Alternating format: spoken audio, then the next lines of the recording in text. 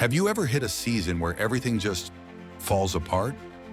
You prayed, you believed, but nothing turned out the way you hoped. In moments like that, it can feel almost impossible to trust God. But today I want to remind you that's exactly when trust matters most. You must always remember that God is still in control, even when it doesn't look like it. Proverbs 3:5 says, "Trust in the Lord with all your heart and lean not on your own understanding."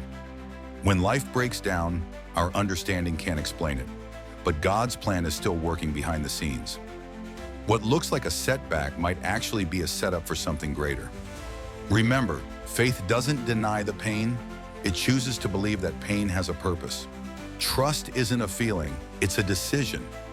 Trusting God isn't about feeling strong, it's about choosing to believe even when you don't understand. In Job's darkest moment, he said, "Though he slay me, yet will I trust him." That's real faith, trusting not because everything makes sense, but because God has never failed before. Look back at God's faithfulness.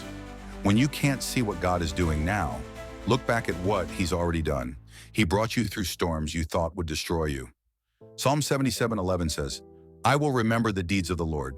Sometimes the strength to trust again comes from remembering how faithful he's already been. Surrender what you can't control.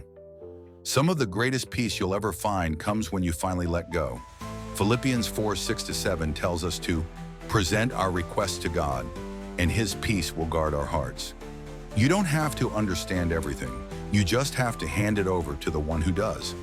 God restores what's broken. It might look like your story's over, but it's not. God specializes in rebuilding what's been torn down. Romans 8:28 says, "All things work together for good for those who love God." So even in the middle of the mess, he's weaving something beautiful. If your life feels like it's falling apart, don't give up, hold on. You may not see the full picture, but God is still writing your story. Keep trusting, keep believing, and keep praying. One day you'll look back and realize it all made sense.